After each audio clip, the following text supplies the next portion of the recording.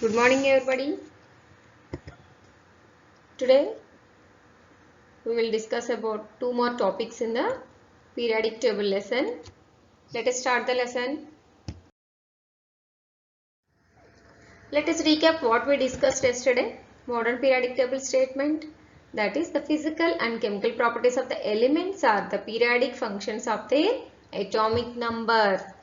And we have discussed about the periodic table structure also. We have seen that there are 18 groups and 7 periods, and how all the groups are named, like they are represented from with Roman numerals 1 through 8, and they have divided into A and B with denoting with the same old tradition like A and B notation.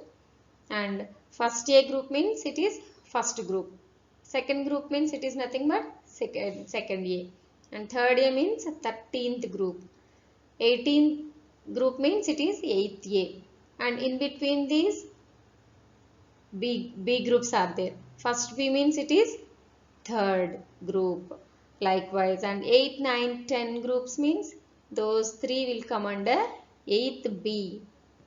And next one we have seen that how all the elements are divided into SPDF blocks. The main reason is basing on the differentiating electron. How the differentiating electron acts, according to that only the elements move to the SPDF blocks. If the differentiating electron enters into the S subshell, then the element belongs to S block. Likewise, if the differentiating electron enters into P subshell, then the element belongs to P block. We have seen that first A and second A, those groups are called, those group elements are called S block elements, and 13A to 13th group to 18th group, that means 3A to 8th A, those are P block elements. Those are completely right side of the periodic table. In between S and P we have seen the D block, it is there. S and P block elements are called as representative elements, as each and individual group it is having its own name. Like 1A, first A group it is called alkaline metal family, and second A it is alkaline earth metals, and boron family, carbon family, nitrogen family, oxygen family, and halogens are there, and last inert gases are there, that is also called as zero group. And D block elements, we have seen that D block elements are called transition elements. And downside of the periodic table, two series, lanthanide series and actinide series are there, those are called F block elements. And this is for yesterday, and let us move to today's topics. Today what we are going to learn, the first one it is how the elements are arranged in groups, and second one it is how the elements are arranged in periods. First A group elements, what are those? Hydrogen, lithium, sodium, potassium, rubidium, cesium and francium. I am writing here the electronic configurations. The electronic configurations also we can write in another form, like in brackets we can write the number of electrons in each subshell within brackets and putting comma in between the number. See, this is the electronic configurations of all these elements. Have you observed any trend here? I have mentioned those in red mark. 1s1, 2s1, 3s1, 4s1, 5s1, 6s1 and so on. So what are these?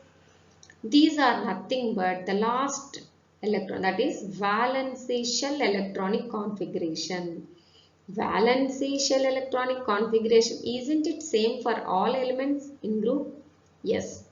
If we are seeing from top to bottom in a group, from hydrogen to francium, all the elements valency shell electronic configuration is one only.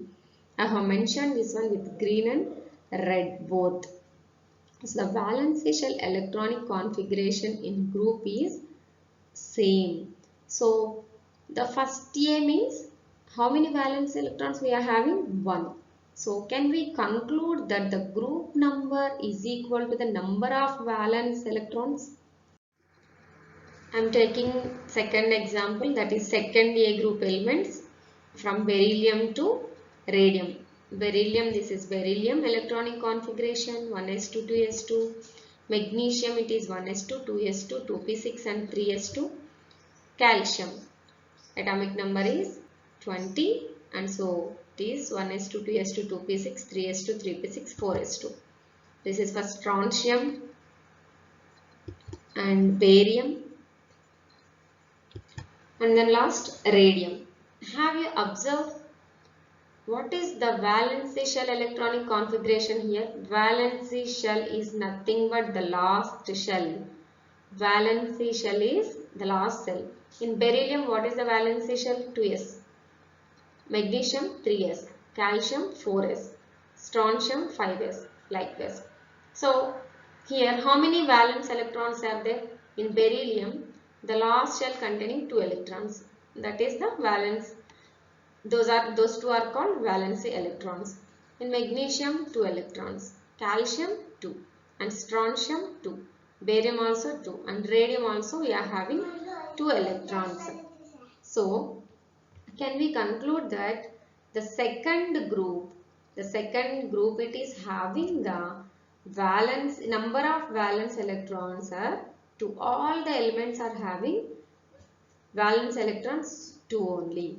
So, the group number is equal to number of valence electrons in that particular group. All the elements, even beryllium is having 2 valence electrons and final one radium also having 2 valence electrons. So, the group number is equal to the number of valence electrons. Group number is equal to number of valence electrons. We can see one more example here, one more group we will check. Let us see one more group here. This is third A group. So, based on the previous two examples, like first A it is having 1A. 1A group it is having the valence electrons, 1 electron in all those elements. And 2A group it is having 2 valence electrons. So, here we should have how many? So, 3 valence electrons because this group name it is 3A group. So, it should have 3 valence electrons. Let us write the electronic configuration of boron. 1s2, 2s2, 2p1. See here, 1s2 it is completely filled, 2s2 is filled and the last electron enters into 2p subshell. So, altogether second subshell it is having 3 electrons. Next, aluminium. 1s2, 2s2, 2p6, 3s2 and 3p1. See the 3s2, 3p1 that is the third subshell. How many electrons? 3. In gallium also that is 4s2 and 4p1. Total 3 electrons. And indium 5. 5s2 and 5p1. So 3 electrons. In thallium also actually here the last valence electron enters into 6. Sixth subshell. So we have to calculate the electrons in 6s2 and 6p1. So the outer shell electronic configuration it is 6s2, 6p1. The total number of valence electrons in thallium it is 3. So have you observed from boron to thallium? Yes, we are having the valence electrons that those are all from boron to thallium 3 only. So we can conclude that the group number is equal to number of valence electrons in that particular group. In that particular group, all the elements containing the similar valence electrons, similar number of valence electrons. First A group means 1 valence electron in all the first A group elements. 2A means 2 valence electrons we are having in its outermost orbit. And next 3A. 3A means 3 valence electrons are there. So can we conclude from all these like the group number is equal to number of valence electrons present in the group. So all those elements are containing the equal like outermost orbit or valence electronic configuration is same and the valency number of valence electrons also same. Got it? After observing all those three groups examples, we can conclude that every group has elements with same valence shell electronic configuration. Isn't it? We have seen that first A group, second A group and third A group. If you can write the electronic configurations of remaining also, and you can check. All the elements are having in one group, particularly sixth. If you take the number of valence electrons are, how many it will come? 6. If you take 7 means 7 will come, 8 means 8 will come. So we can conclude that the group number is equal to number of valence electrons. Number of shells are increasing successively, that is one by one. We have seen that the electronic configuration I have written as 2, 2, 3, 2, 8, 3. So what is that? After filling one subshell, one first subshell, the electron it is entering into the second subshell, that is 2s 2p, and then completing, then it enters into 3. So we can identify that one in group. From first group, from hydrogen to francium, we have seen that one 2, first it is 2, next it is 2, 8, and next it is 2, 8, 8, like that it is increasing. Number of shells are increasing successively, one by one. For hydrogen it is 1, but whereas in first A group, after hydrogen, what is the element? Lithium it is having 2, 1 electronic configuration. That means next electron enters into the next shell. Next, uh, sodium it is 2, 8, 1. So one more shell it increased. Likewise, in group, if we observe, number of shells are increasing successively, that is one by one. Next, elements exhibit same valency. Just now we have discussed for 3 groups. All those elements in a single group, all the elements, they exhibit same valency. So number of valence electrons is same. The valency also same. If the valency is same, what is that one? We can conclude that the chemical properties also same. If the valency is 1, that means there is one electron in its outermost shell.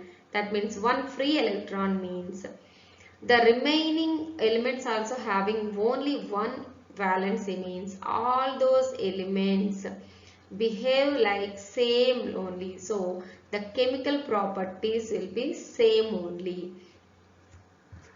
So that's why all those elements are arranged in group, one single group. So the similar chemical properties elements and with same valence elements are arranged in a single group. Just now we have seen how the elements are arranged in groups. And what's the next topic? Let us see how the elements are arranged in periods. Let us see how the elements are arranged in the periods. What is period? The horizontal row is called a period. How many periods are there in the periodic table? We have seen here total 7 periods are there. From left to right. From left to right, that is called the horizontal row, that is called a period. Let us see the periodic table here. Total we are having 7 periods and number of elements present in the period, particular period. If we see the first period from hydrogen to helium, only 2 elements are there. Why only these 2 elements, hydrogen and helium, belongs to first period? Is there any trend? Is there any reason behind that? Yes, of course. Let us see the electronic configuration of hydrogen, that is 1s1, and helium it is 1s2. So how many shells are there? Only one shell, that is K shell, 1s1 and 1s2. So only one shell it is there. So these 2 elements belongs to first period. And second period, here total 8 elements are there. Those are lithium, beryllium, boron, carbon, nitrogen, oxygen, fluorine and neon. 2 elements are from S block and the remaining 6 elements are from P block. What are the possible electronic configurations here? 1s2, 2s2, 2p6. Let us see here for lithium. You can see the electronic configuration, it is 1s2, 2s1. For beryllium, 1s2, 2s2. You can write the electronic configuration and check. And then boron, it is 1s2, 2s2, 2p1. And last element, it is neon. Neon, it is 10. The electronic configuration, it is 1s2, 2s2, 2p6. So, how many shells are there here? 2 elements are from S block and 6 elements are from P block. So, second and only 2. 2S and 2P. So, how many here? 2 shells are there. Those are K and L shells. So, the possible electronic configuration is NS2 NP6. So, here the 8 elements from lithium to neon, they are having 2 shells, 2 main shells or 2 energy levels. So, they belongs to second period. See here, like groups also, here one trend they are following. The number of shells is equal to the period number. So, let us see the next period, then we can conclude. The third period, it is here also 8. Why? From sodium to argon. See here the electronic configuration of sodium, it is for 11. Atomic number, it is 1s2, 2s2, 2p6 and 3s1. So the third subshell it enters. So we can write the electronic configuration of sodium as 281. Whereas we will check for argon, it is 18, right? So write the electronic configuration of argon, it is 18. 1s2, 2s2, 2p6 and 3s2 and 3p6. So, how many shells are there? 1s. So, first shell, first subshell, it is having 2 electrons. And then next shell, it is having 8. And then how many total? Third shell, it is having 3s2, 3p. 6 total 288, 18 electrons total. The electronic configuration we can write for argon, it is 288. For sodium, it is 281. So how many shells altogether we are having? 3 shells.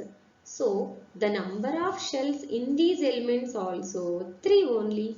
So all these 8 elements, similarly 2 from S block and 6 from P block, belongs to third group. But actually here the fourth one, see here the fourth period, it is containing 18 elements. Why these 18 elements belongs to fourth period? You can say now these all 18 elements containing how many shells? 4 shells. So it belongs to fourth period. And fifth one, from rubidium to xenon, these 18 elements also containing 4 shells. So it belongs to 5 shells, it belongs to fifth period. And sixth period, from cerium to radon. Actually in the sixth period, we can see here the 58th element, 57 to 71. Those are lanthanide series. So we have already discussed about lanthanide series, that is from 58 to 71. 14 elements. Those are all belongs to internally in D block, belongs to D block only. So 14 plus these are 18. Total 32 elements belongs to sixth period. Why? Because all these elements are having 6 shells. So they belongs to sixth period. And last one, it is seventh period. So all here also including actinide series from 90 to 118. 90 to 103, and total altogether from 87 to 118. 14 plus 18, 32 elements. Those are having 7 shells. So they belongs to 7th period. Have you got it? Just see here the electronic configuration, you can understand this one. So So 1s2, 2s2, 2p6, 3s2, 3p6, 4s2, 3d10. So here after 4s only 3d will come. So for the second and third period we are having only 8 elements because those are having S block and P block elements. And then whereas coming to fourth period we are having D block also. So the totally in fourth period 2 S block elements and 6 P block elements and 10 D block elements. So totally 18 elements. And then for fifth period we are having similarly 2 S block elements and 6 P block elements and 10 D block elements. Whereas coming to sixth period we are having 2 S block elements, 6 P block elements, but here 10 D block elements plus one more 14 elements, that is actinide series, are included. So total together 32 elements we are having.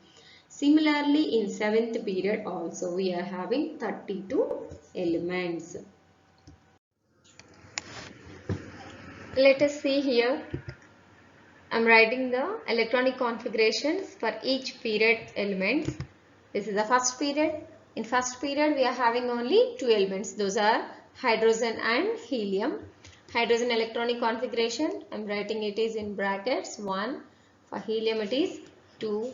And second period lithium to neon. Lithium is the starting element and neon is the last element in period 2. I am writing the electronic configurations. Just observe 2, 1, 2, 8 and third period from starting sodium and ending with argon. Sodium electronic configuration it is 281 and argon it is 288. So if we see here period 4 starting with potassium and ending with krypton. If likewise we are writing the electronic configurations, we can observe that number of shells are increasing, isn't it? Number of shells are gradually increasing. In first period only one shell it is there. In second period number of shells increase, that is 2. And third period 3 shells are there. And fourth period 4 shells. Likewise fifth period from rubidium to xenon we are having 5 shells. Sixth period cesium to radon we are having 6 shells. So can we conclude that one? Period number is equal to number of shells? Yes, of course. In that particular period, how many number of shells are there? That is called its period number. So it is easy. If you have given that a particular question like 281, this is the electronic configuration of a particular element. The question it is, in which period the element is present? Then how can you say in which period the element is present? The element belongs to third period. How can you say that one? The electronic configuration I told you 281. So it is having 3 shells. So we can immediately we can find out that 3 shells are there. So that element it belongs to the third period. So period number is equal to number of shells.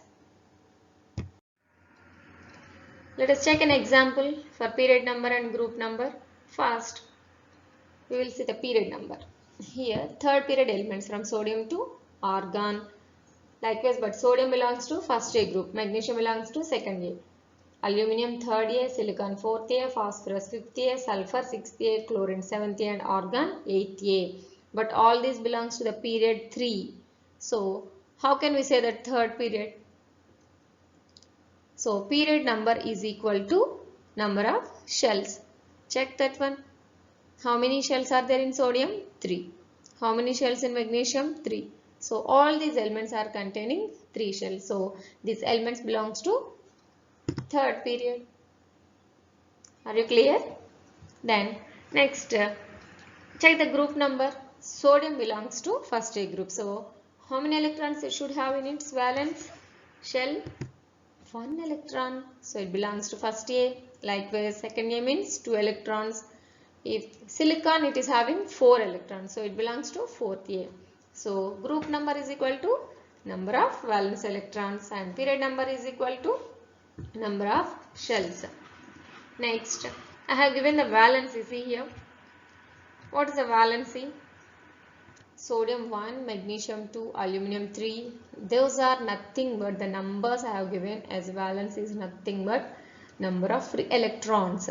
The element containing 1 free electron. So element containing 2 free electrons. So they can donate or accept or share those number of electrons to form compounds. So just remember the definition. In next class we will discuss in detail about this valency. The valence is defined as the combining capacity of an atom by donating, gaining or sharing. That means if sodium having 1 electron in outermost shell or valency electron 1 it is having, then its valency is 1. So sodium can donate 1 electron. Check that one. Argon, its valency it is 0. Why? Because it is 0. There is no free electrons. So how it will participate? It won't participate. It is very least reactive. We have already discussed in previous class, like inert gas. Argon it is 18 group, that is 0 group. So those are very least reactive because there is 0 valency. There is no free electron and it is completely filled. Argon it is 18 atomic number. So 1s2, 2s2, 2p6, 3s2, 3p6. So all the shells and all the orbitals are completely filled. So there is no free electron. So is 8th or 18th group elements, those are called inert gases. These will follow the octet rule. We can define octet as group of 8 electrons occupying a single shell in an atom. So those are very stable. There is no free electron. So those are very stable and they are very chemically very least reactive. So just remember these two definitions. Let us in detail discuss in the next class. Let us learn the general electronic configurations of all the 4 blocks. We are having SPDF blocks, right? These are first and second belongs to S block. If the differentiating electron enters into the S block, then or S subshell, then the element belongs to S block. The differentiating electron enters into P subshell, then it belongs to P block. See here, the differentiating electrons enters into S subshell for 1A and 2A group. So we can write the general electronic configuration as NS1 to 2. Whereas coming to P block, NS2 and NP 1 to 6. Because the differentiating electron enters into P subshell. So we can write the electronic configuration like commonly all together for all the elements. We can write the generally electronic configuration. It starts with NS like S2 and ends with P. Either P1, P2, P3 up to P6. And in between S and P we are having D block elements. So the differentiating electron enters into D subshell. So we can write the electronic configuration generally as NS2, NP6, N-21 to 10. And whereas coming to F block, the differentiating electron enters into F subshell. Here, the general electronic configuration starts like NS2, NP6, N-1D 0 to 1, N-3F 1 to 14. These are all the general electronic configurations of SPDF blocks.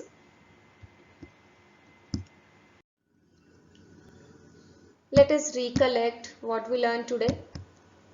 Observe this video. This is an element.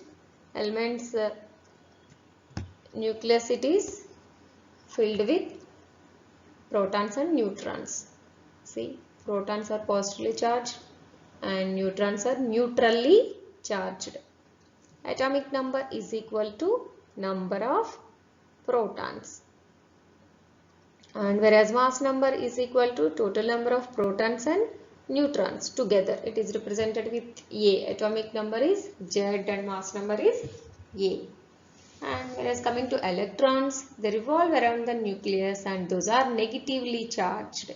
They revolve around the nucleus in particular shells or orbits and they are negatively charged.